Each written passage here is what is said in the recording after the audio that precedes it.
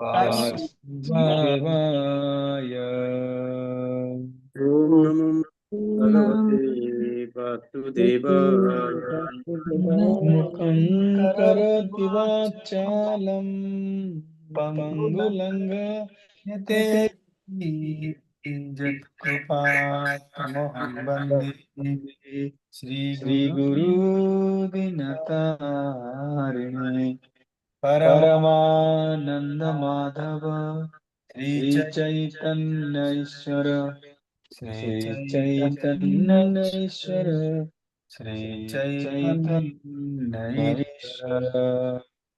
हरे कृष्ण। हरे कृष्ण। आपणको हरे सर्वप्रथमे Iskander गुरु सुसागर अभिनंदन। हमें श्रीमद् भागवतम आलोचना करते प्रथम स्कंद प्रथम अध्याय श्लोक नंबर 7। हमें 5 नंबर श्लोक आलोचना करथिले तय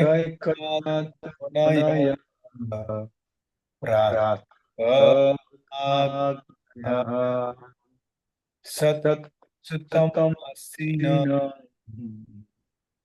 प्रपुच्छ इदं मदनात्। ऋषिगण ये प्रभात कालीन जर्गमस्य सकला पारे सुत गोस्वामी सत्सुतम आसीन सुत गोस्वामी सम्मान पूर्वक आसन प्रदान कले प्रपुच्छ आदरा अर्थात सम्मान पूर्वक जिज्ञासा कले। कृष्ण प्रभु। यज्ञ को संपादन करी वर्तमान सुत गोस्वामी आसन प्रदान कले। साउंड को होची कि हाँ इको होची प्रभु, इको होची प्रभु। हरि जी हरि प्रभु इको टिके होची जଣା पड़ता ଆପଣ ଦୁଇଟା ମୋବାଇଲ ଲଗେଇଛନ୍ତି ତ ସେଥିପାଇଁ ହଉଛି ବୋଧେ ମତେ ଲାଗୁଛି। ନା ଗୋଟେ ଲଗେଇଛି ନାଇଁ ପ୍ରଭୁ ଲଗେଇଛନ୍ତି ଦିଟା। ସେତିକି ଦିଟା ଲଗେଇଲେ ବି ସାଉଣ୍ଡ ବଟନ ସବୁ ଲାଗି हरि ହଉଛି ଇକୋ କଣ ପାଇଁ କେଜାଣି ଦେଖନ୍ତୁ। हरे कृष्ण हरि बोल हरे कृष्ण। ହଁ ହଁ ଦୁଃଖ ରହୁଛି ଇକୋ ହଉଛି ପ୍ରଭୁ। ଦୁଃଖ ହଉଛି ସେଥିପାଇଁ ତ କହିଲି ପ୍ରଭୁ।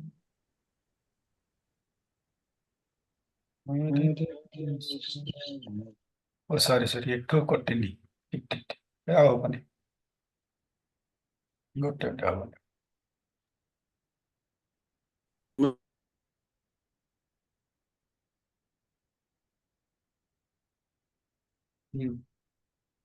हरि बोल ଏବେ ଠିକ ଅଛି ନା? ହଁ ପ୍ରଭୁ ହଁ ଏବେ ଠିକ ହେଲା, ଏବେ ଠିକ ହେଲା ପ୍ରଭୁ, ଠିକ ଅଛି। प्रातः कालीन यज्ञ कर्म हुताग्नि अर्थात समाप्त करी सुत गोस्वामी को आसन प्रदान कले। सौनकादि ऋषि माने भगवान कथा श्रवण करने वर्तमान ऋषि माने कहउछंती तया खलु पुराणानि स इतिहासानि जानक आख्यातानि अपि अधीतानि धर्म शस्त्राणि या नित्य।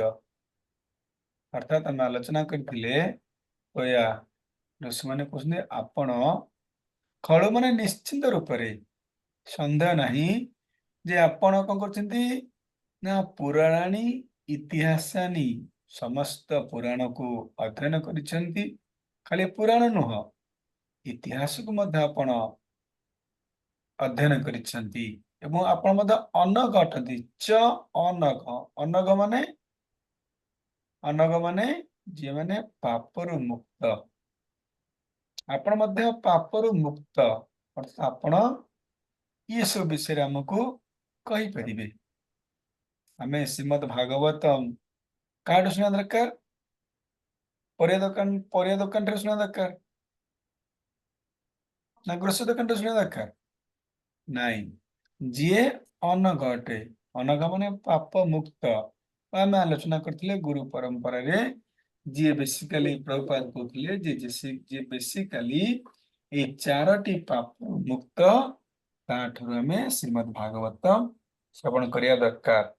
एमती नुह कि आम को पान वाला को बीड़ी वाला है को गैस दुकानी एम श्रीमद भागवत श्रवण करा उचित है सत्य जितने हसिले ठीक अच्छे कहबार उद्देश्य हूँ अनग अर्थात जो माने पापरु मुक्त से मानकर मुखार बिंदु आम श्रीमद भागवतम को श्रवण करवा। आज से कथा ऋषि मैंने कहते सनक आदि ऋषि मैंने क्या सुत गोस्वामी की आपण अनग अटंती समस्त पापरु मुक्त अटंती एवं समस्त पुराण इतिहास एक्सपर्ट अच्छा जानी खाली जानी न आख्या दानी बुझी को एवं अधिदानी भल भाव अध्ययन करेणु आपण आमको ए विषय कहतु। बर्तमान ऋषि मैंने सुत गोस्वामी गुणगान कर जा आज साथ ना जानी वेदा विदां श्रेष्ठ भगवान बादरायणः अन्येत मुनयः सुतं पराबरो विदो बुदु विदुः। पढ़ो तो जल्दी।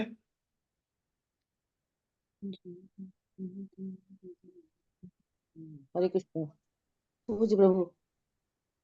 हाँ सब जल्दी पढ़ो तो।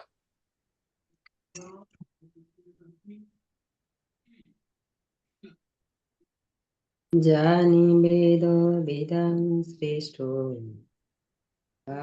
बादरायणः अन्येत मुनयः सुत विदोः विदुः। बराबर वो पढ़ी मो पर पढ़ी जानी वेद विदां श्रेष्ठ ज्ञानी वेदो विदा श्रेष्ठो भगवान बादरायणः भगवान् बदरायणः अन्येत मुनयः सुत अन्येत मुनः सुत बराबर विदो विदुः। पराबर विदो विदुः।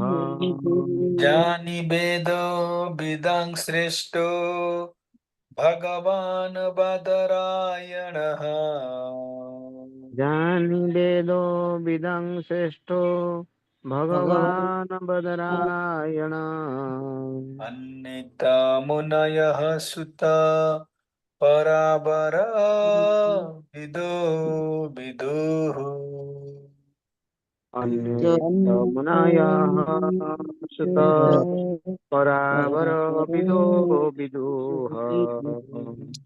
जानी सेमाने समस्ते वेद विदान वेदज्ञ पंडित श्रेष्ठ उच्च भगवान भगवत अवतार बादयारण व्यासदेव अन्य अन्य माने च मुनयः मुनि माने सुत हे सुत गोस्वामी परावर विदु विद्वान पंडित मानक मध्यरे जी प्राकृत और अप्राकृत ज्ञान रे पारंगम अटंती विदुः जान।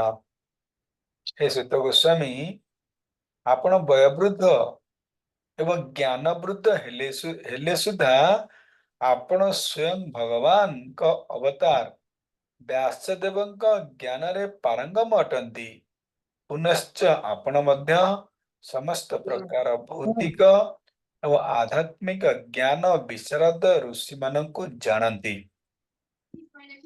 ए श्लोक रे बेसिकली ସୁତ ଗୋସ୍ୱାମୀଙ୍କର ଯେତେବେଳେ ସୁତ ଗୋସ୍ୱାମୀ ଉପସ୍ଥିତ ହୋଇଛନ୍ତି ସୁତ ଗୋସ୍ୱାମୀଙ୍କର ଗୁଣଗାନ କରୁଛନ୍ତି କୋଉମାନେ?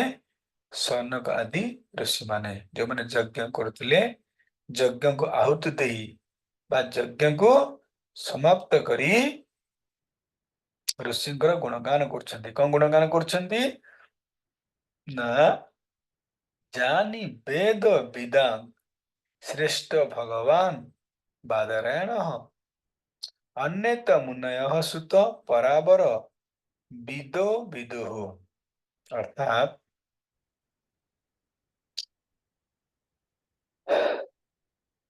ସୁତ ଗୋସ୍ୱାମୀ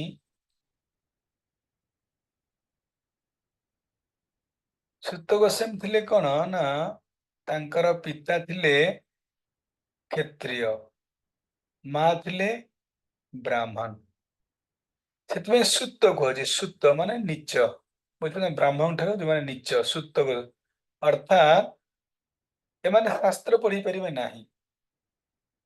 ଆମ ସମାଜର ନିୟମ, ସେମାନେ ଶାସ୍ତ୍ର ଅଧ୍ୟୟନ କରିପାରିବେ ନାହିଁ। ତେଣୁ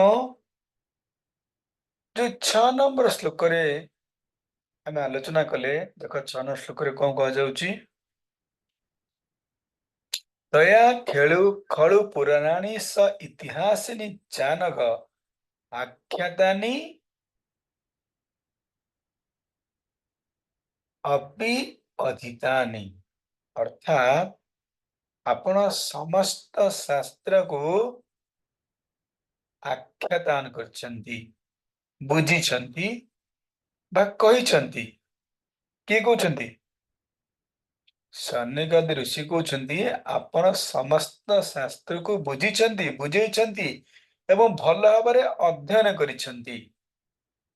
ସମସ୍ତ ଶାସ୍ତ୍ରକୁ ଆପଣ ବୁଝିଛନ୍ତି ଏବଂ ଅଧ୍ୟୟନ କରିଛନ୍ତି। ତାହେଲେ ଶ୍ଲୋକ ନମ୍ବର 7ରେ ପ୍ରଶ୍ନ ଉଠୁଛି, ସୁତ ଗୋସ୍ୱାମୀ କେମିତି ଅଧ୍ୟୟନ କଲେ ସମସ୍ତ ଶାସ୍ତ୍ରକୁ? କାରଣ ସୁତ ଥିଲେ, ସେ କେମିତି ଅଧ୍ୟୟନ କଲେ? ସୁତ ମାନଙ୍କର ଶାସ୍ତ୍ର ଅଧ୍ୟୟନ କରିବା ଯୋଗ୍ୟତା ନଥାଏ, ସେମିତି କିଛି କେମିତି ଶାସ୍ତ୍ର ଅଧ୍ୟୟନ କଲେ? କୁହାଯାଉଛି କ୍ଷତ୍ରିୟ ମାନେ ଧର୍ମ, ଅର୍ଥ, କାମ ଆଦି ବିଷୟ ଯେଉଁ ଶାସ୍ତ୍ର ଅଛି ସୁତ ଜାଣିବାରେ ସମର୍ଥ ହୋଇଥାଏ। ସୁତ ମାନେ କହିଲେ ଆପଣ ଜଣେ ବ୍ରାହ୍ମଣ ନିଚରେ ଅଛନ୍ତି, ସେମାନେ କଣ କରିବେ? ଧର୍ମ କରିପାରିବେ, ଅର୍ଥ, ଧର୍ମ, ଅର୍ଥ ଏବଂ କାମ, ଏ 3ଟି ଜିନିଷ କରିପାରିବେ, କିନ୍ତୁ ଶାସ୍ତ୍ର ସେମାନେ ଅଧ୍ୟୟନ କରିପାରିବେ ନାହିଁ। ତାହେଲେ ପ୍ରଶ୍ନ ଉଠୁଛି, ଏ ଶାସ୍ତ୍ର କିଏ ଅଧ୍ୟୟନ କରିବେ? ନା ଋଷି। ଋଷି ମାନଙ୍କ ଦ୍ୱାରା ଏ ଶାସ୍ତ୍ରକୁ ଅଧ୍ୟୟନ କରାଯାଇଥାଏ। ଯୋଉ 4 ପୁରୁଷାର୍ଥ କଣ? ଧର୍ମ, ଅର୍ଥ, କାମ, ମୋକ୍ଷ। ଏ ମୋକ୍ଷ ହଉଛି ଋଷି ମାନଙ୍କର କାମ। ଋଷି ମାନେ ମୁକ୍ତି ପାଇଁ ଚେଷ୍ଟା କରନ୍ତି, ମୋକ୍ଷ ପାଇଁ ଚେଷ୍ଟା କରନ୍ତି। ତେଣୁ ଏ ଋଷି ମାନଙ୍କର କାମ ଅର୍ଥାତ୍ ବ୍ରାହ୍ମଣ ମାନଙ୍କର କର୍ମ। ତେଣୁ ପ୍ରଶ୍ନ ଉଠୁଛି, ଏ ସୁତ ଗୋସ୍ୱାମୀ ବ୍ରାହ୍ମଣ ନଥିଲେ, ସିଏ କେମିତି ଏ ମୁକ୍ତି ପାଇଁ ଚେଷ୍ଟା କଲେ ବା କେମିତି ଶାସ୍ତ୍ର ଅଧ୍ୟୟନ କଲେ?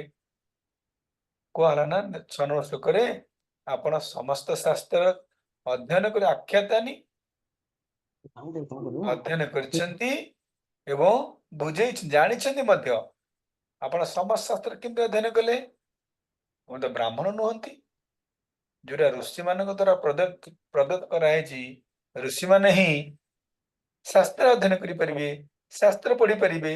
ତାହେଲେ ତ ଆପଣ ତ ଋଷି ନୁହନ୍ତି, ଆପଣ କେମିତି ଶାସ୍ତ୍ର ଅଧ୍ୟୟନ କଲେ? ଏ ପ୍ରଶ୍ନର ଉତ୍ତର ଏ ଶ୍ଲୋକରେ ଦିଆଯାଉଛି। କଣ ଦିଆଯାଉଛି ନା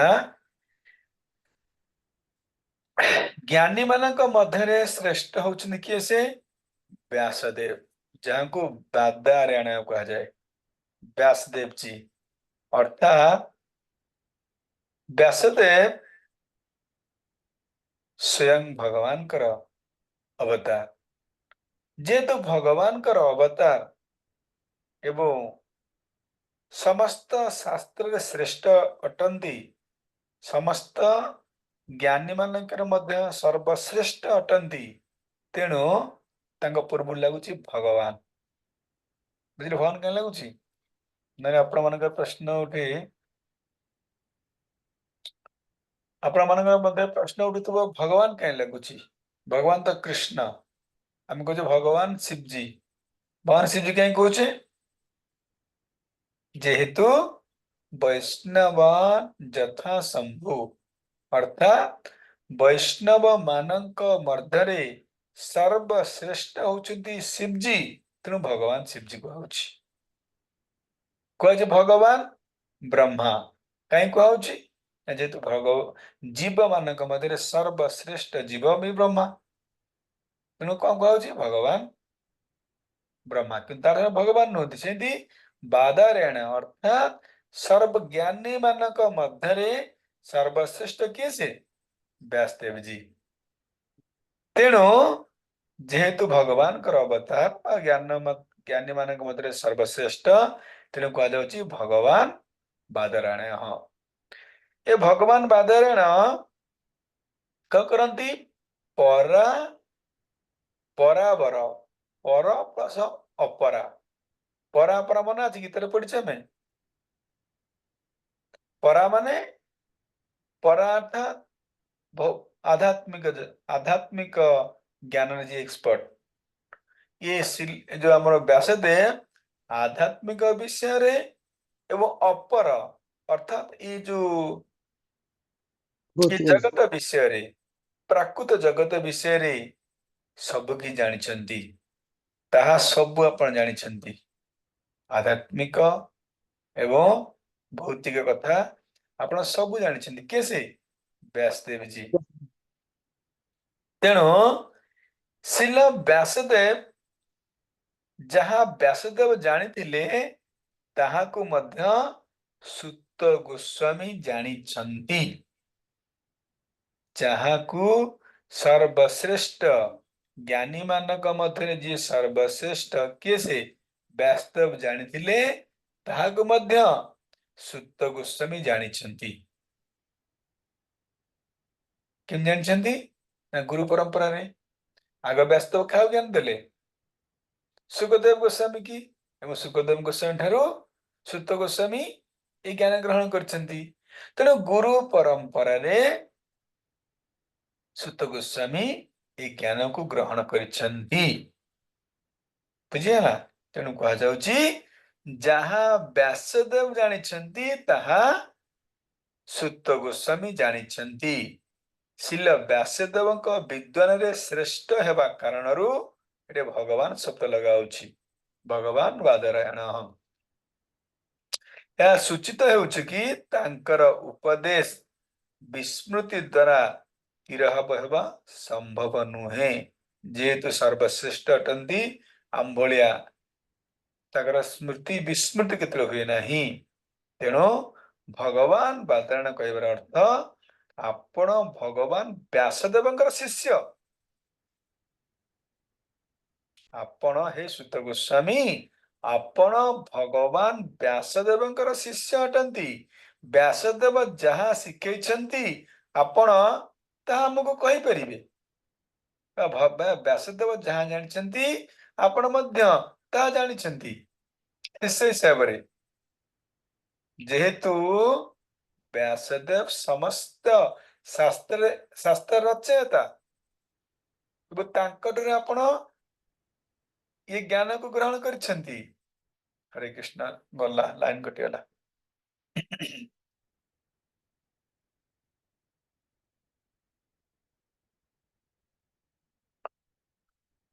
हरे कृष्ण शुभ जम कथा आपण को हरे कृष्ण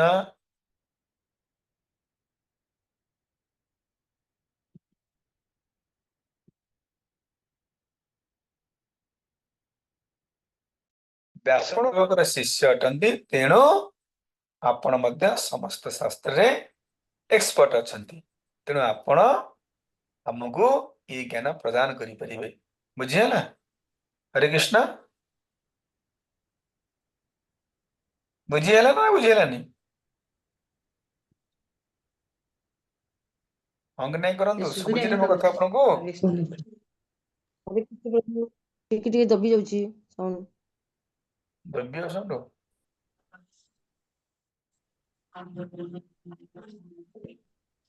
हरि हरि गुरु परंपरा दरकार सुखदेव।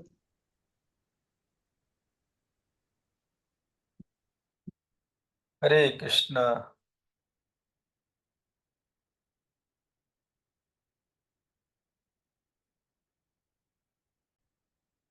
हरे कृष्ण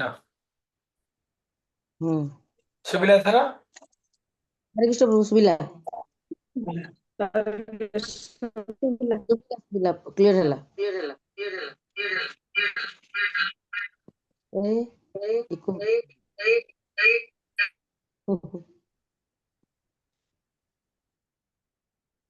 गुड टाइम समते बुझी पाइले काई केम जदियो सुत गोस्वामी ब्राह्मण नुहंती ताले केमिति शास्त्र एक्सपर्ट हेले बुझी पाइले समस्ते ଆଜ୍ଞା केमिति गुरु एक्सपर्ट परंपरा हेले ଦ୍ୱାରା गुरु परंपरा ଦ୍ୱାରା हां गुरु पर के गुरु थिले तंगर व्यासदेव जेहेतु व्यासदेव तंकर गुरु थिले एवं व्यासदेव समस्त वेद शास्त्र को रचयिता थिले तेणु व्यासदेव ठारू व्यासदेव जहाँ जानिथिले सुत गोस्वामी मध्य से जानिथिले सुत हेले मध्य से समस्त शास्त्र निपुण थिले समस्त क्लियर बुझिले तो आगु तो ବୁଝିଲୁ ना का डाउट अछि प्रश्न आसीबा सुत गोस्वामी सुत थिले ना केमिति समस्त ଆଜ୍ଞା शास्त्र एक्सपर्ट हेले ଆଜ୍ଞା केंदी अनुब्रह्मा ହରେ କୃଷ୍ଣ ପ୍ରଭୁ ଯେ ବ୍ୟାସଦେବ ଥିଲେ ଗୁରୁ ଶୁଣିଥିଲେ ସମସ୍ତ ଶାସ୍ତ୍ର ସେ ଶୁଣିଥିଲେ ବ୍ୟାସଦେବ ଠାରୁ।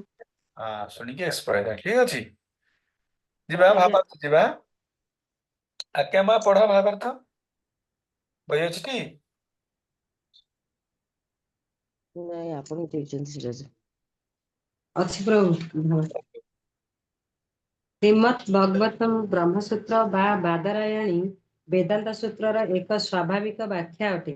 ଏହାକୁ ସ୍ୱାଭାବିକ ବ୍ୟାଖ୍ୟା କହିବାର କାରଣ ହେଲା ଏହା ଯେ ଏକମାତ୍ର ବ୍ୟାସଦେବ ହିଁ ବେଦାନ୍ତ ସୂତ୍ର ଏବଂ ବୈଦିକ ସାହିତ୍ୟ ମାନଙ୍କର ସାର ଶ୍ରୀମଦ୍ ଭଗବତମ୍ ରଚନା କରିଛନ୍ତି। हरे कृष्ण ବ୍ୟାସଦେବଙ୍କ ବ୍ୟତୀତ हरे कृष्ण व्यासदेव व्यासदेव एकमात्र ही ये समस्त वेदांत सूत्र माने समस्त वेदर सूत्र रचयिता अटंती ये जो श्रीमद् भागवतम जो समस्त वेदर सार समस्त वैदिक साहित्यर आम द्वितीय श्लोक पढ़ते ना निगम कल्पतरु गणित फलम निगम अर्थात समस्त वेद साहित्यर पक्का फल होची श्रीमद् भागवतम तेणु ये वेदांत सूत्र व समस्त वैदिक साहित्यर सार होची कौन श्रीमद् भागवतम आगु किए रचना करथिले व्यासदेव ବ୍ୟାସ कंटिन्यू ବ୍ୟାସଦେବଙ୍କ ବ୍ୟତୀତ ଅନ୍ୟ କେବଳ ଋଷି ଅଛନ୍ତି ଯେଉଁମାନେ ଷଡ଼ଦର୍ଶନ ରଚନା କରିଛନ୍ତି। ସେମାନଙ୍କ ନାମ ଯଥା ଗୌତମ, କଣାଦ, କପିଳ, ପାତଞ୍ଜଳି, ଜୈମିନୀ ଏବଂ ଅଷ୍ଟବକ୍ର। ବ୍ରହ୍ମଜ୍ଞାନ ବେଦାନ୍ତ ସୂତ୍ରରେ ପୂର୍ଣ୍ଣ ରୂପେ ବ୍ୟାଖ୍ୟା କରାଯାଇଅଛି କିନ୍ତୁ ଅନ୍ୟ ଦାର୍ଶନିକ ପଦ୍ଧତିରେ ବ୍ୟବହାରିକ ଭାବେ ସମ୍ପୂର୍ଣ୍ଣ କାରଣର କାରଣ ଭଗବାନଙ୍କ ଉପରେ କୌଣସି ବକ୍ତବ୍ୟ ଦିଆଯାଇ ନାହିଁ। ବ୍ୟାସାସନରେ ବସିବା बुझिला ପୂର୍ବରୁ टिके ब्रह्म ज्ञान वेदांत सूत्र पूर्ण रूप में व्याख्या कराइछि ये जो ब्रह्म किंतु अन्य दार्शनिक ये जो अलग दार्शनिक रहिले जो रचना करछन्ती सरल दर्शन ये सब दर्शन रे भगवान को विषय वर्णना कराଯାएନି बुझि परछन तो व्यवहार संपूर्ण कारण भगवान कौन से व्यक्त दिया जाए नहीं कंटिन्यू ବ୍ୟାସାସନରେ ବସିବା ପୂର୍ବରୁ ବକ୍ତା ଅନ୍ୟ ଦର୍ଶନ ସମ୍ବନ୍ଧରେ ଜ୍ଞାନାର୍ଜନ କରିବା ଉଚିତ। କାରଣ ସେଥିପାଇଁ ତଦ୍ୱାରା ହରେ କୃଷ୍ଣ, ସେଥିପାଇଁ ଜଣେ ବ୍ୟାସାସନରେ ବସିବା ପୂର୍ବରୁ ଆଗ ସମସ୍ତ ବେଦ ସାହିତ୍ୟ ଶାସ୍ତ୍ରକୁ ଅଧ୍ୟୟନ କରିବା ଉଚିତ। ଏବଂ ଯିଏ ଶୁଣୁଛନ୍ତି ସେମାନେ ମଧ୍ୟ ଜାଣିବା ଦରକାର ଯେ ଆମେ ଯାହାଠାରୁ ଶୁଣୁଛୁ ଏ ସମସ୍ତ ବେଦ ସାହିତ୍ୟରେ ଏକ୍ସପର୍ଟ ଅଛନ୍ତି ତ, ଗୁରୁ ପରମ୍ପରା ଆସୁଛନ୍ତି ତ, ନା ଆମକୁ ଯିଏ XYZ କହିଛି ତମେ ତାଠୁ ଶୁଣି ଦଉଛେ? ଆମକୁ ପ୍ରଭୁ ଇଏ କହିଲା, ଇଏ ଲେଖା ହେଇଛି, ଆମେ କହୁଛେ ନା ପ୍ରଶ୍ନ, ପ୍ରଭୁ ଇଏ କହିଲା ଏଇଟା ହବ କି, ପ୍ରଭୁ ସିଏ କହିଲା ସେଇଟା ହବ କି? ତେଣୁ ଆପଣ ମାନେ ଯାହାଠୁ ଶୁଣିକି ପ୍ରଶ୍ନ ପଚାରୁଛନ୍ତି ସେ ଗୀତା ଭାଗବତ ପଢିକି ଏକ୍ସପର୍ଟ ଅଛନ୍ତି ତ?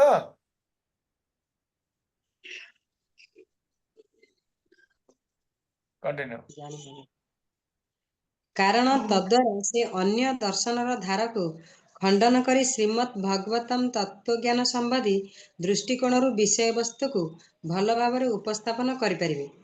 ଶ୍ରୀଲ ସୁତ ଗୋସ୍ୱାମୀ ନଚେତ ଉପସ୍ଥାପନ କରିହବନି। ବାରମ୍ବାର ପ୍ରଶ୍ନ ଆସେ, ପ୍ରଭୁ ବାରମ୍ବାର ପ୍ରଶ୍ନ ଆସେ, ପ୍ରଭୁ ସେ ଲୋକ କହୁଛି ହଁ ଯାହା ତ ଖାଇଲେ ଚଳିବ, ଯାହା ମନ କହୁଛି ଖାଇଲେ ଚଳିବ, ତେଣୁ ମୁଁ ଖାଇଦେଲି। ଆରେ ସେ ଲୋକ କହୁଛି ଯାହା ମନ କହୁଛି ତାହା ଖାଲି ଚଳିବ, ଅର୍ଥାତ୍ ସେ ଲୋକ ଗୀତା ଭାଗବତ ଏକ୍ସପର୍ଟ ତ? ଏଟା ଏଟା ଆମ ମାନେ ପ୍ରଥମେ ଜାଣିବା ଦରକାର। ଯିଏ ଗୀତା ଭାଗବତମ ଶାସ୍ତ୍ର ଅଧ୍ୟୟନ କରୁନାହାନ୍ତି ସେମାନଙ୍କ କଥା ଆମେ କେମିତି ଶ୍ରବଣ କରିବା ଦରକାର? ତେଣୁ ଗୀତା ଭାଗବତ ଶାସ୍ତ୍ର ଅଧ୍ୟୟନ କରୁଥିବା ବ୍ୟକ୍ତିର କଥା ଶ୍ରବଣ କରିବା ଆବଶ୍ୟକ। ଏମିତି ନାଇଁ କୋଉ ପାନ ବାଲା ବିଡି ବାଲା କହିଦେଲା ଆମେ ଆସିକି ପ୍ରଶ୍ନ କରୁଛୁ, ପ୍ରଭୁ ଇଏ ସିଏ କହିଲା, ସିଏ କହିଲା, ସିଏ କହିଲା। କଣ ଯୋଗ୍ୟତା ଅଛି? ଶାସ୍ତ୍ର ଉପରେ କହିବାର ଯୋଗ୍ୟତା କାହାର ଅଛି? ଯିଏ ଅନଘ ଅଟେ। ସେଥିପାଇଁ ତ ସୁତ ଗୋସ୍ୱାମୀକୁ କୁହାହେଲା, ମ୍ୟୁଟ କରନ୍ତୁ। ସେଥିପାଇଁ ସୁତ ଗୋସ୍ୱାମୀ କୁହାହେଲା, କଣ କୁହାହେଲା? ଆପଣ ଅନଘ ଅଟନ୍ତି, ସମସ୍ତ ପାପରୁ ମୁକ୍ତ ଅଟନ୍ତି, ତେଣୁ ଆପଣ ହିଁ କହିପାରିବେ। ତ ଆମେ ଯାହାଠୁ ଶ୍ରବଣ କରୁଛେ ଏସବୁ ପଏଣ୍ଟ ଆମେ ଦେଖିବା ଦରକାର। କୌଣସି ପାନ ବାଲା, ପରିବା ବାଲାର ଯୋଗ୍ୟତା ନାହିଁ ସେ ଶାସ୍ତ୍ର ଉପରେ କିଛି କହିବ ବୋଲି। ତେଣୁ ସର୍ବପ୍ରଥମେ ହେଲା ଆମେ ଯାହାଠୁ ଶୁଣୁଛେ ପ୍ରଥମେ ଜାଣିବା ଦରକାର ସେ କାହାଠୁ ଶୁଣୁଛେ, ସେ ଗୁରୁ ପରମ୍ପରା ଅଛନ୍ତି କି ନାହିଁ। XYZ ଶୁଣିକି ଆମେ ପ୍ରଶ୍ନ କରିବା ଉଚିତ ନୁହଁ, କି ତାଙ୍କ କଥାରେ ପ୍ରଭାବିତ ହବା ମୂର୍ଖାମିର କାରଣ ଅଟେ। ବୁଝିଲା ମୋ ପଏଣ୍ଟ? ଆଜ୍ଞା। କଣ୍ଟିନ୍ୟୁ। ଶ୍ରୀଲ ସୁତ ଗୋସ୍ୱାମୀ ଜଣେ ଉପଯୁକ୍ତ ଗୁରୁ ବା ଆଚାର୍ଯ୍ୟ। ତେଣୁ ନୈମିଷାରଣ୍ୟର ମହର୍ଷିଗଣ ତାଙ୍କୁ ବ୍ୟାସାସନରେ ଉପବେଶନ କରିବାକୁ ୟାର ଦେଲେ। ଅର୍ଥ କଣ? ଶ୍ରୀଲ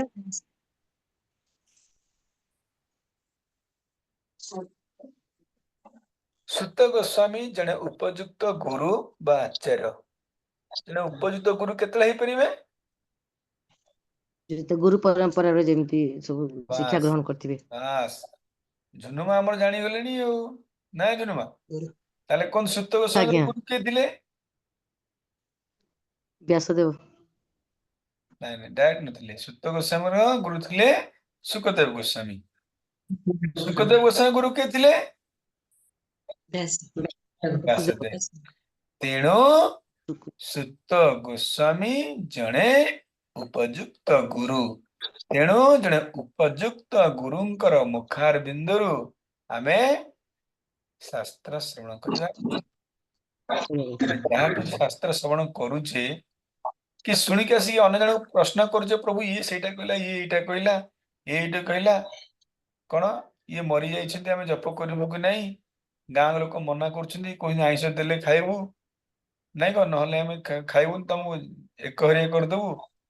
ଏଇ ଜିନିଷ ଉପଯୁକ୍ତ ଗୁରୁ ଯିଏ କହୁଛି, ଭାଇ ସେ ଗୁରୁ ପରମ୍ପରା କହୁଛି କି ଆମକୁ? ସେ ଶାସ୍ତ୍ର ଅଧ୍ୟୟନ ନା କରିଛି କି? ଏ ଯୋଉ ଜାଣିବା ନା ଦରକାର ଆମମାନେ। ଯାହା ଆମ ସମାଜରେ ଏଟା ବହୁତ ବହୁତ ପ୍ରଶ୍ନ ଆସୁଛି, ଏ ପ୍ରଶ୍ନ ବହୁତ ଆସୁଛି। ତମେ ଶାସ୍ତ୍ର ଉପରେ କହିବାର ତୁମକୁ ଅଧିକାର ଦଉଛି କିଏ ସେ? ଶାସ୍ତ୍ର କଥା କହିଦେବେ ଏ ମରିଗଲା ତୁ ଜପ କରନା, ଶାସ୍ତ୍ର କଥା। ଯେ ଶାସ୍ତ୍ର ପଢିଛ ତମେ ଭାଇ, ଯୋଉ ଶାସ୍ତ୍ର କଥା କହୁଛ ପଢୁଛ ତମେ? କୋଉଠି ଗୀତା ଲେଖା ହେଇଛି? ତେଣୁ ଆମମାନେ mute କରନ୍ତୁ। ତେଣୁ ଏ ସବୁ ଆମେ ଜାଣିବା ଦରକାର ନିହାତି, ଯୋଉମାନେ ପ୍ରଶ୍ନ ଜାଣିବା ଦରକାର।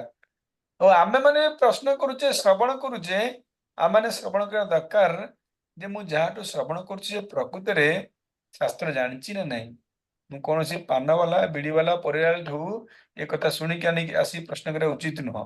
ଆପଣ ସେଇଠି ଖଣ୍ଡନ କରିଦେବେ, ଭାଇ ତୁ ଶାସ୍ତ୍ର କଥା କହୁଛୁ, କୋଉ ଶାସ୍ତ୍ର ପଢୁଛୁ, କୋଉ ଶାସ୍ତ୍ର ଅଧ୍ୟୟନ କରୁଛୁ, ସେଇଠି ତା ପ୍ରଶ୍ନ ଉତ୍ତର ଦେଇଦେବା ଉଚିତ। କଣ୍ଟିନ୍ୟୁ ମାତାଜୀ। ଶ୍ରୀଲା ବ୍ୟାସଦେବଙ୍କୁ ଏଠାରେ ଭଗବାନଙ୍କ ଉପାଧିରେ ବିଭୂଷିତ କରାଯାଇଅଛି, କାରଣ ସେ ଏକ ଅଧିକାର ପ୍ରାପ୍ତ ପ୍ରାମାଣିକ ଅବତାର ଅଟନ୍ତି। ଏଠି କୁହାହେଲା ବାସ୍ତବ କଣ? ଭଗବାନ ବାଦରାୟଣ। ହଁ, ଅର୍ଥାତ୍ ଭଗବାନ ବାସ୍ତବ କୁହାଯାଉଛି, କାହିଁକି? ଯେହେତୁ ସେ ସମସ୍ତ ବେଦ ସାହିତ୍ୟର ରଚୟିତା ଅଟନ୍ତି ଏବଂ ପ୍ରାମାଣିକ ଅବତାର ମଧ୍ୟ ଅଟନ୍ତି, ତେଣୁ ଭଗବାନ ବୋଲି କୁହାଯାଉଛି। ଠିକ ଅଛି, ବୁଝିହେଲା? ତେଣୁ ଆଜି ଆମେ ଆଲୋଚନା କଲେ ଜାନି ବେଦ ବିଦା ଶ୍ରେଷ୍ଠ ଭଗବାନ ବାଦାରାୟଣ ଅନ୍ନୈତ ମୁନୟ ସୁତ ପରାବର ବିଦ ବିଦୁଃ। ଅର୍ଥାତ୍ ଯେ ପ୍ରଶ୍ନ ଉଠେ 6 ନମ୍ବର ଶ୍ଲୋକରେ କୁହାହେଲା ଯେ ଆପଣ ସମସ୍ତ ବେଦ ସାହିତ୍ୟ ଖାଲି ବୁଝି ନାହାନ୍ତି, ଖାଲି ପଢେଇ ନାହାନ୍ତି। କଣ ସେ ଶ୍ଲୋକ? ଆଖ୍ୟାତାନି, ଖାଲି ଆପଣ ଆଖ୍ୟାତାନି ବୁଝି ନାହାନ୍ତି, ତାକୁ ଅଧିତାନି ଭଲ ଭାବରେ ମଧ୍ୟ ଅଧ୍ୟୟନ କରିଛନ୍ତି। ଆପଣ କେମିତି ଅଧ୍ୟୟନ କଲେ? ଯଦି ପ୍ରଶ୍ନ ଉଠେ ତାର ଉତ୍ତର କହୁଛି, ତାର ଉତ୍ତର କଣ ହେଲା? ଯେହେତୁ ଆପଣ ଗୁରୁ ପରମ୍ପରାରେ ଆଚାର୍ଯ୍ୟ ଅଟନ୍ତି, ଆପଣ ସର୍ବଶ୍ରେଷ୍ଠ ଜ୍ଞାନୀ ମାନଙ୍କ ମଧ୍ୟରେ ସର୍ବଶ୍ରେଷ୍ଠ ଭଗବାନ ବ୍ୟାସଦେବଙ୍କ ଠାରୁ ଏ ଜ୍ଞାନ ଗ୍ରହଣ କରିଛନ୍ତି। ଅର୍ଥାତ୍ ବ୍ୟାସଦେବ ଯାହା ଜାଣିଛନ୍ତି ଆପଣ ମଧ୍ୟ ତାହା ଜାଣିଛନ୍ତି, ତେଣୁ ଆପଣ ଆମକୁ କହିପାରିବେ। ତେଣୁ ଆପଣ ସୁତ ହେଲେ ମଧ୍ୟ ସମସ୍ତ ବେଦ ସାହିତ୍ୟ ଆପଣ ଏକ୍ସପର୍ଟ ଅଛନ୍ତି, ଯେହେତୁ ବ୍ୟାସଦେବଙ୍କ ଠାରୁ ଆପଣ ଶ୍ରବଣ କରିଛନ୍ତି, ତେଣୁ ଆପଣ ଆମକୁ ଏ ସମସ୍ତ ଶାସ୍ତ୍ର କଥା ବା ଗୂଢ ରହସ୍ୟ କଥା ବୁଝେଇ ପାରିବେ ବା କହିପାରିବେ। ବୁଝିହେଲା? ହରେ କୃଷ୍ଣ। କାହାର କିଛି ପ୍ରଶ୍ନ ଅଛି ଆଉ?